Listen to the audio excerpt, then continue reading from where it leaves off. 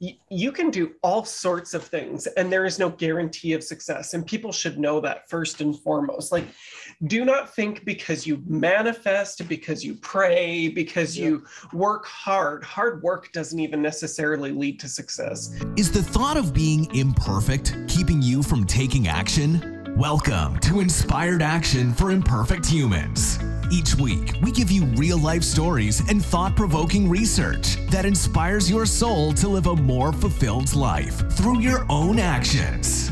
From the heart of Calgary, Canada, here are your hosts, award-winning coaches, Christopher Lawrence and Kalloo. Good morning, Kyle. Morning, Christopher James Lawrence. How are you doing today? I'm living my best life, mate.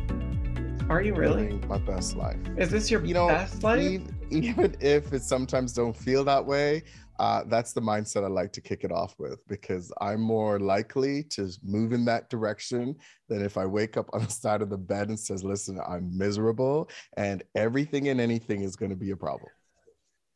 Oh, I wonder why. Where did that come from, do you think? I don't know. I just think it starts, I did this blog many years ago, and I think I've seen stuff about it later on. But one of the things about wins, and we've talked about mini wins and, some of the stuff that we've done. But one of the main thing I say to myself is the first win is I get out of bed and I make my bed. And I think I saw there was a YouTube video where this army guy says, that's like, make your bed, get up and make your bed. I mean, I was doing that since I was quite young, not because the school required us to, but my mom, but it was always about making your bed. And that was just like the mind frame I want to get up with, is I start with a win and I want to get to how do I start this day off right? And I think the mindset of living my best life, even if sometimes I don't feel it or it doesn't start that way, I really like the direction that it goes. So stuff like that can be a little bit like, I don't know, like I've come to this place of like, I don't like summarizing a life concept into a sentence or a meme. And I think I've become distasteful of it because you see so much of that. I haven't been on Facebook in months. Mm-hmm. And I decided to go on Facebook on the weekend and just scroll through. I mean, I was shocked at how divisive it is. Like shocked, not shocked, but just like people who I respect have taken a really narrow perspective, and there's not enough thinking in shades of gray. And so, sure. and so it's kind of like when you talk about the army guy and how making your bed leads to success, one of the guys I know was making $350,000 a year in US funds and never made his bed ever. And I asked him, I'm like, why don't you make your bed? Like, he's like, because I'm just going to mess it up. Yeah. I'm like, but like, you don't ever make it? He says, no, I'm just going to mess it up.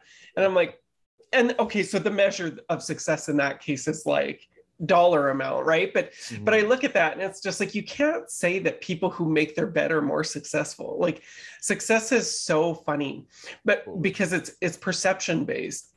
So I was kind of thinking about people in the workplace today, and boys and girls, you're not going to believe, like, we were recording another podcast just a few minutes ago and I had to shut it down.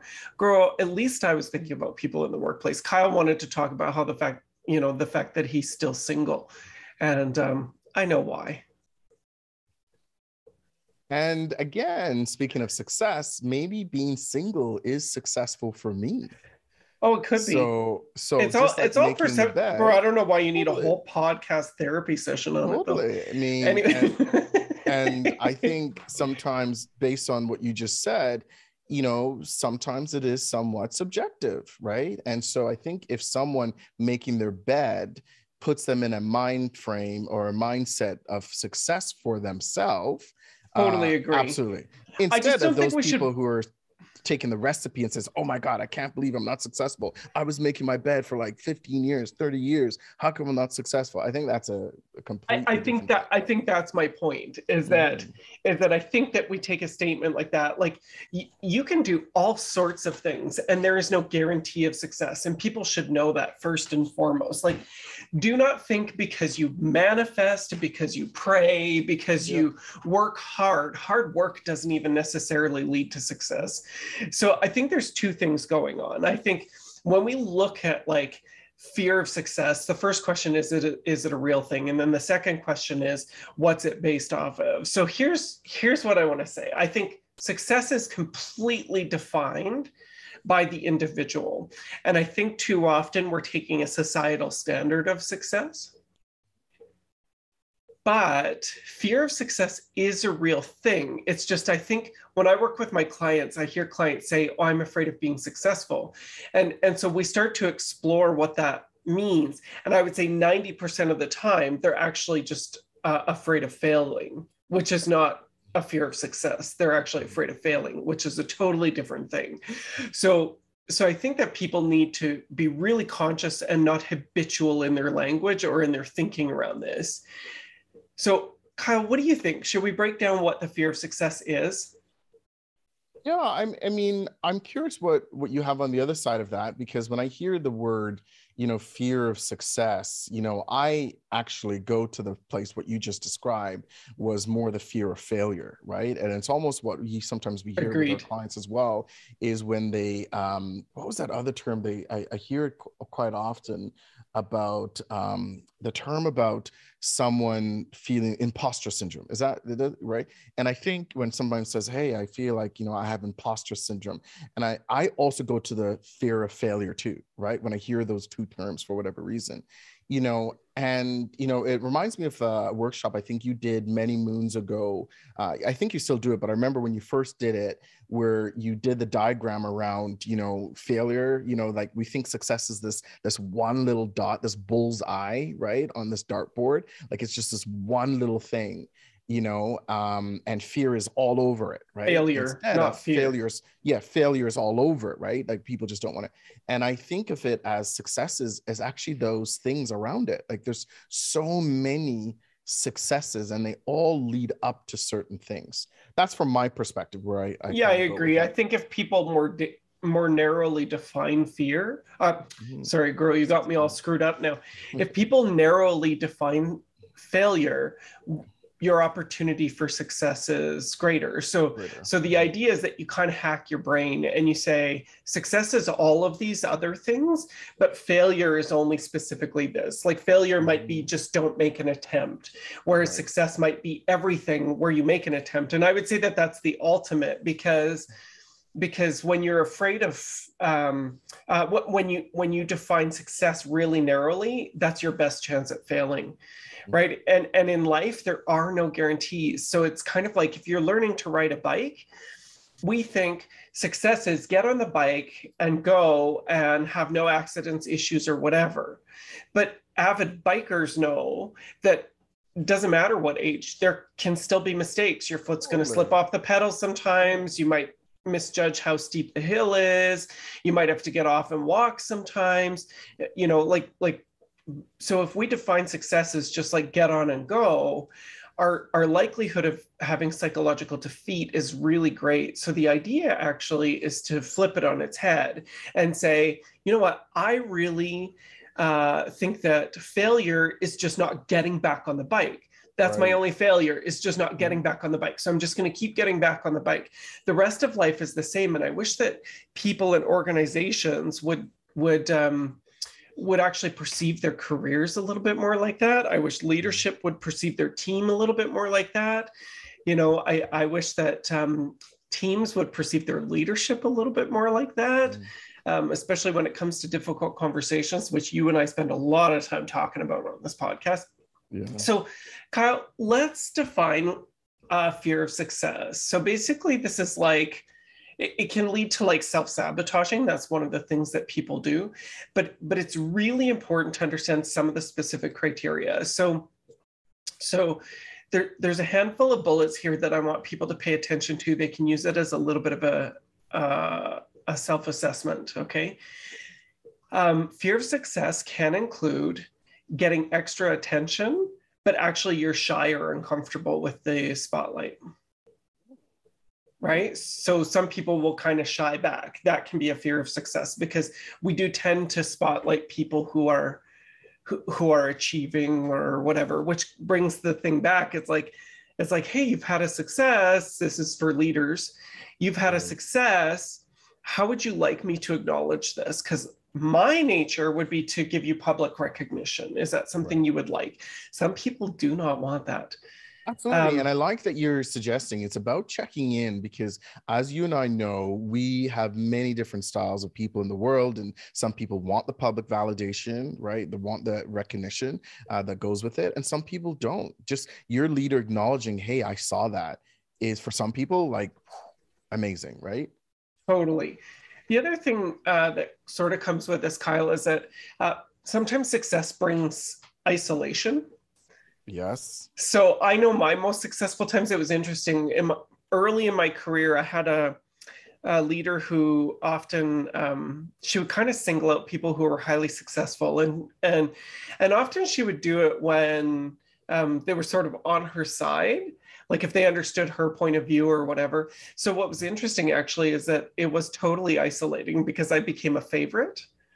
And so, and then you look at people who are highly, like, look at people who win millions of dollars, they often lose their friends, right? Because it is a, there's a separating, your thinking changes when you have money to spend and versus when you don't, right? So yeah, and I think people around you also tend to do that. I totally remember when, I was younger in my leadership role, and I just thought I was just doing that work. And then they're like, oh, look, who do you think you are? Do you think you're the boss now? Do you think you're the new supervisor? And I often struggled with that in the beginning, because I'm thinking, I was just trying to do better work. Like, I wasn't, how do I outman you? Like, I didn't climb up on these high horses. Like, notice everyone who says, get off your high horse, I say, you put me here. I didn't actually climb up on any horse, exactly. Right? You're the one who's putting me up here, right. And you feel you have to knock me down, right? Right. And I think, so I agree with you, the isolation, because there's times where, and I've often said, leadership is a lonely gig, right? Because it is. Well, not just leadership. I think it's not just leadership, but okay, let's redefine this. I think leadership requires sometimes thinking in the contrary, and it requires sometimes waving the flag even though you don't want to. Right. And so that when we talk leadership in that context, we're talking about a mindset and a behavior. It's not necessarily by title.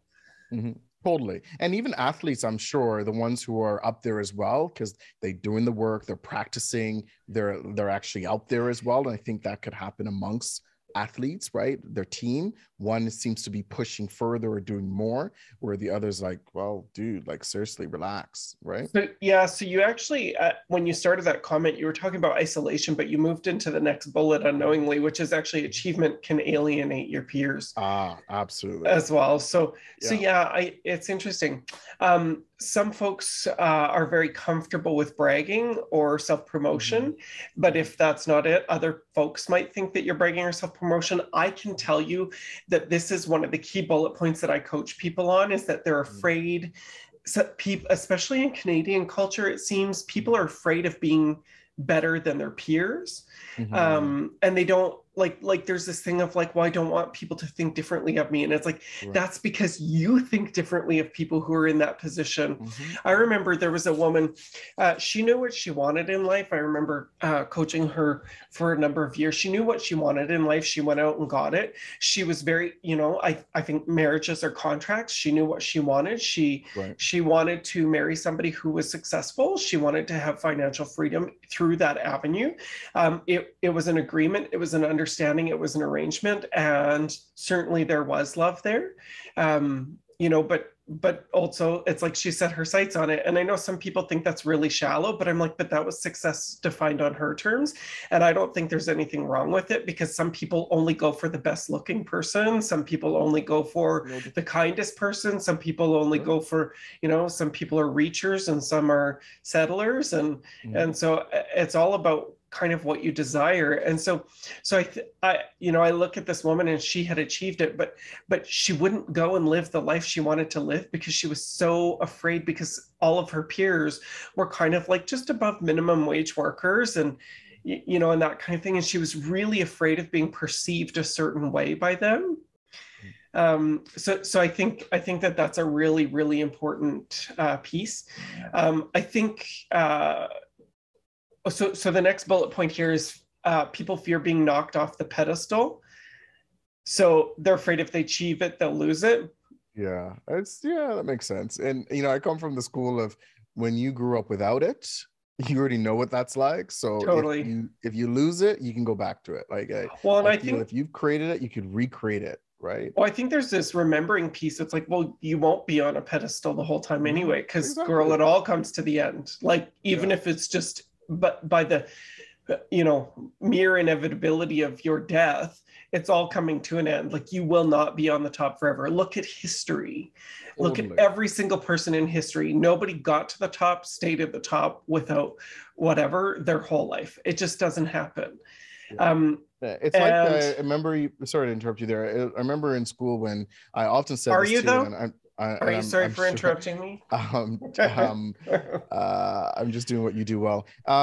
But one of those things I say is when you get an A, like think about the school system. When you get an A, I find it was harder to hold on to an A than it was to hold on to a C or a B, right? Because the standard's a little bit higher.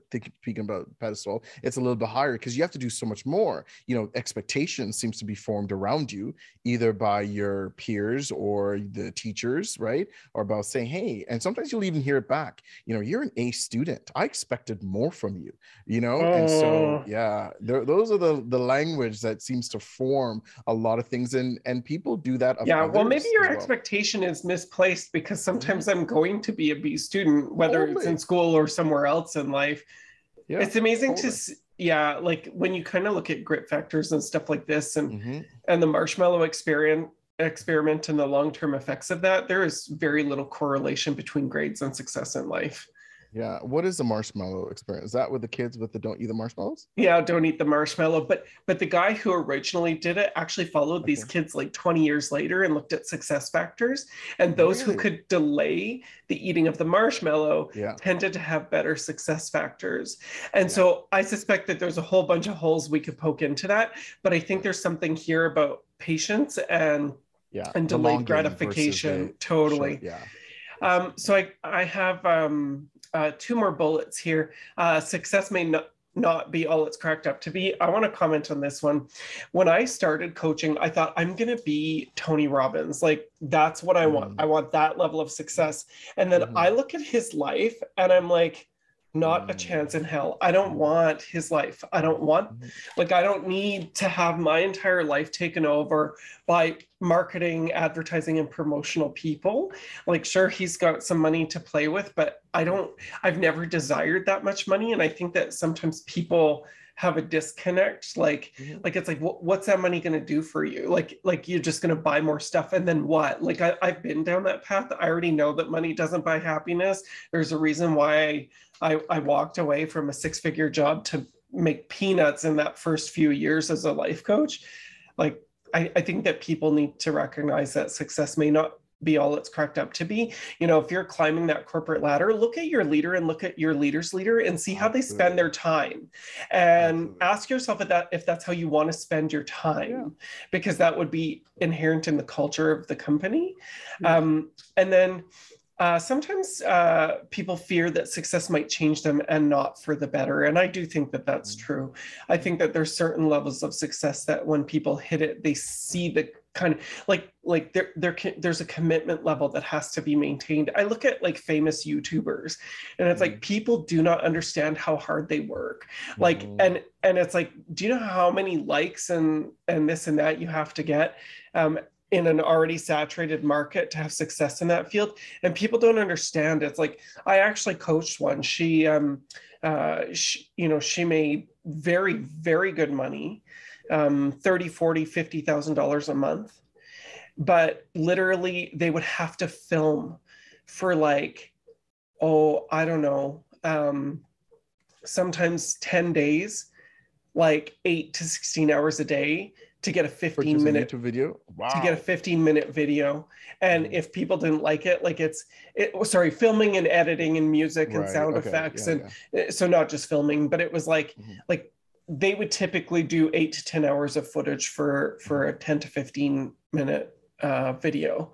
And it was just like, people don't understand like how much work is involved. So it's like, so I think it's there's another term here, Kyle, called success anxiety or success phobia. Sometimes achievement phobia is what it's called.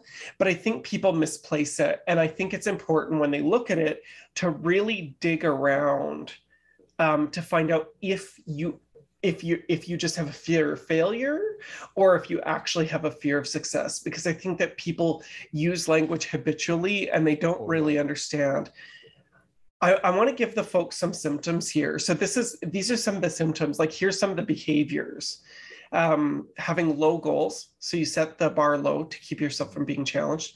Procrastination, right? And by the way, these are not just associate, like, don't say, well, I procrastinate and have low goals, so I'm afraid of success. And it's like, no. You got to look at the picture and then kind of dig in a bit. This is where having a coach can be really helpful.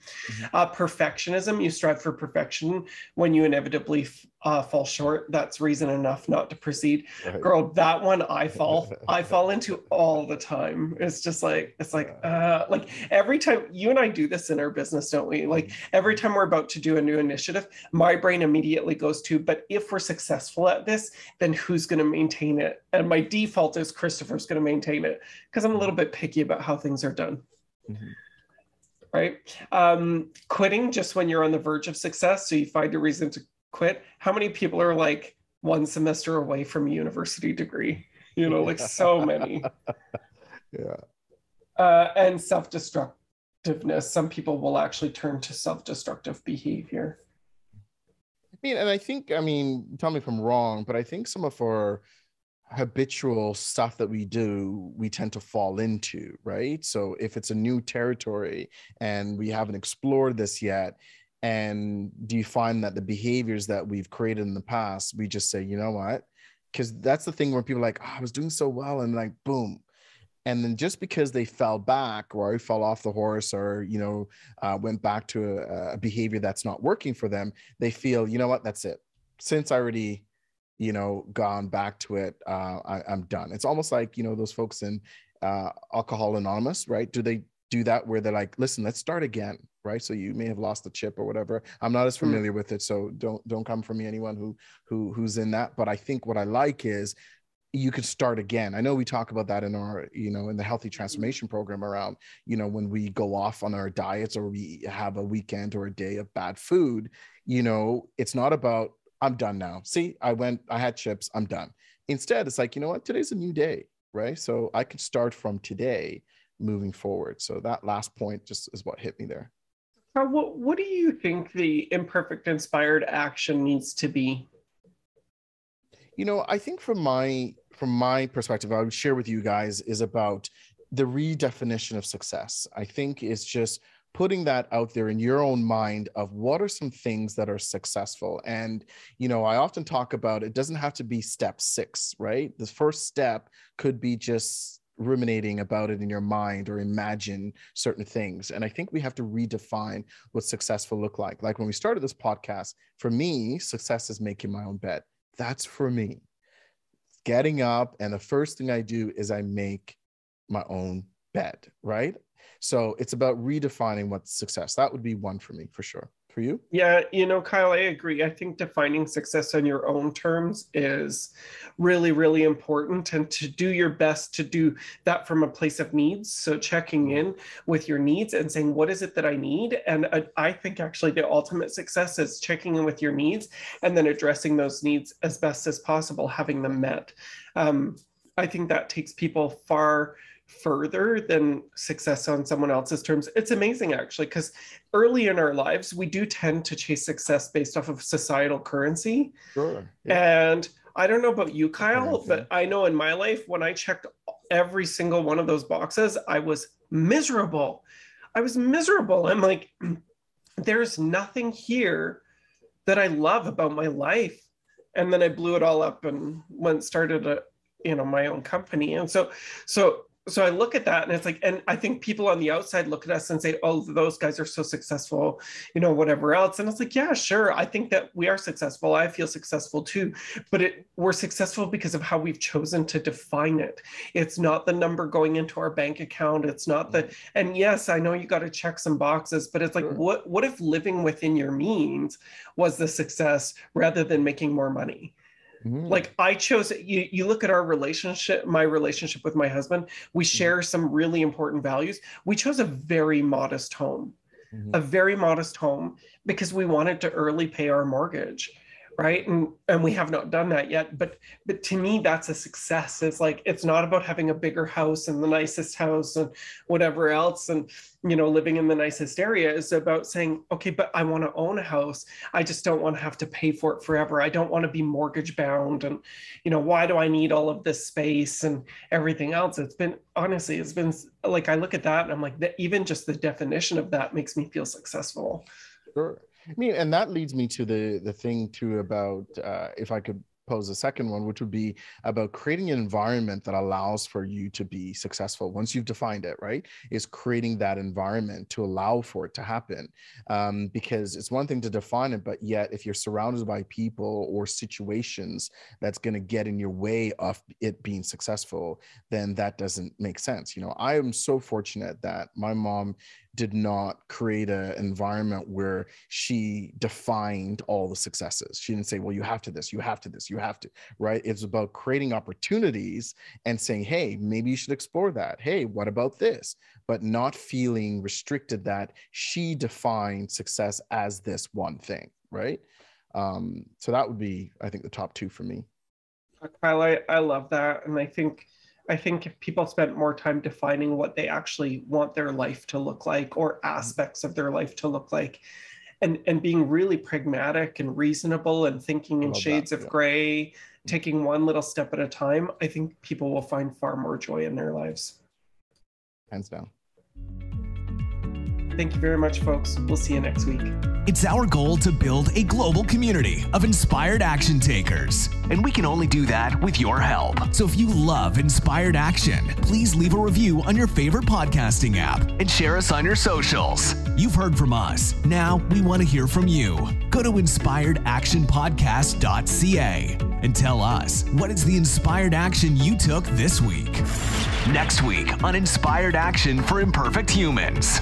You know where they saw this piece of singleism come out fervently in the last 2 years was during COVID. Because there were more exceptions made for people who were working at home with children.